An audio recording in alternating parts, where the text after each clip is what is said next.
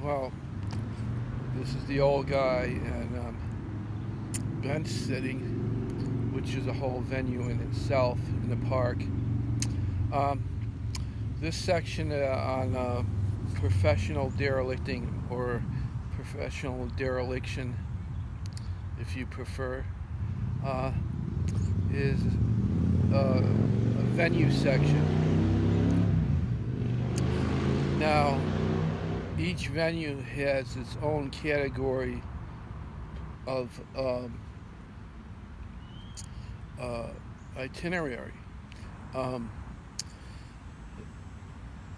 First general categories are parks, malls, libraries, and recreational areas and facilities, and senior centers, and uh,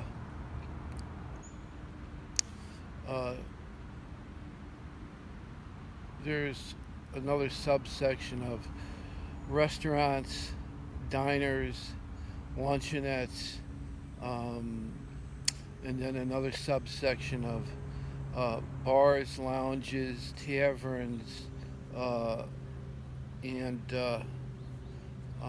food trucks. The last, which is quite a bit of explosion in that venue over the years. Now,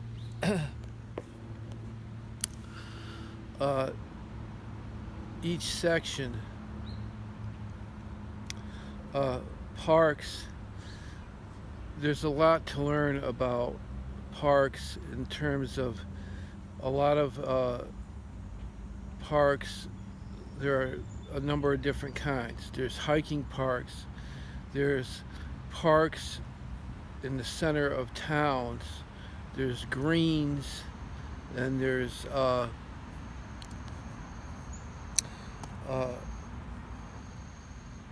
I would call recreational areas, and there's also uh, another section of golf courses, which I frequent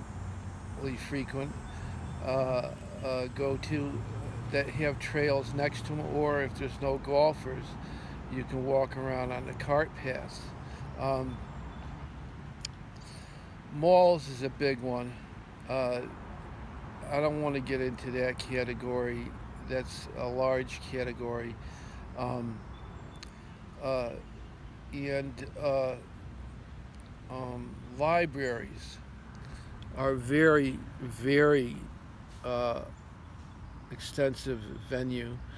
A lot of libraries have activities they post on the net and in the library, and in brochures you can pick up of their activities, um, if you want to participate in them, besides just sitting and reading or relaxing in the library.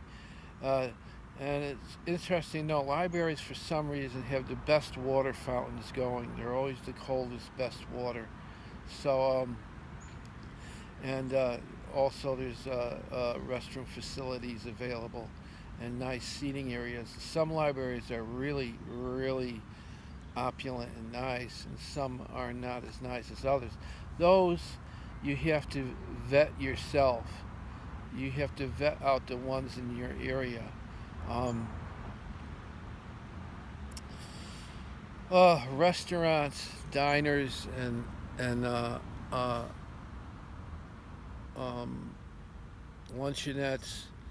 The only thing I could say about that is it's another extensive category, except that the best ones you would like to vet in an area are the mom and pop ones.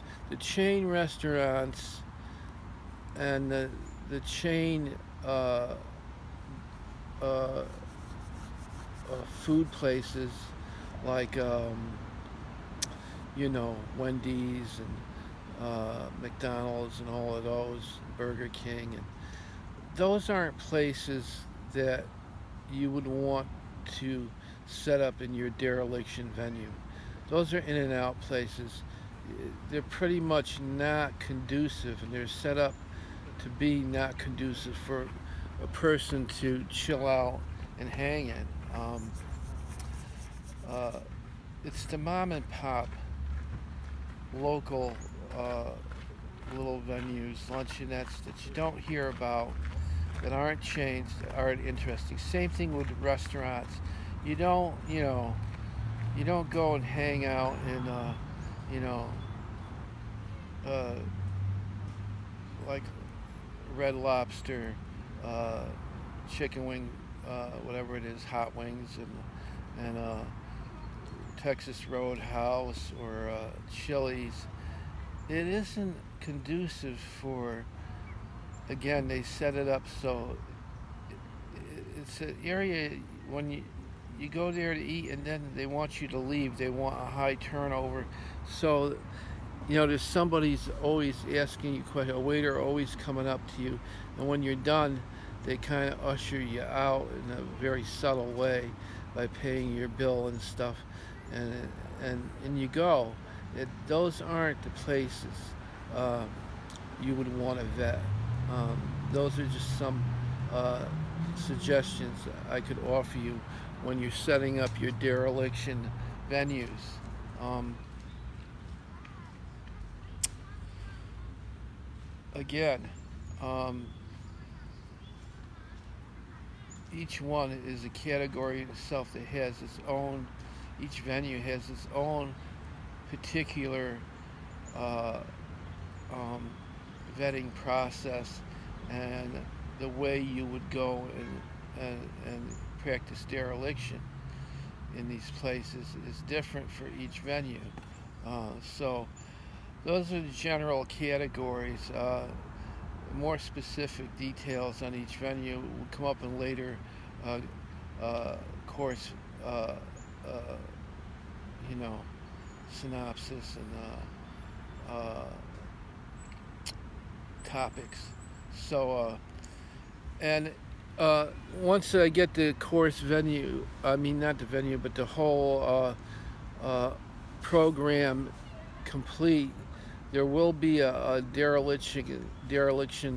professional dereliction exam where you take and the exam, and once you finish the exam, you become eligible to get a professional certificate of dereliction, and that you could present when you're out derelicting. So that would be it for now.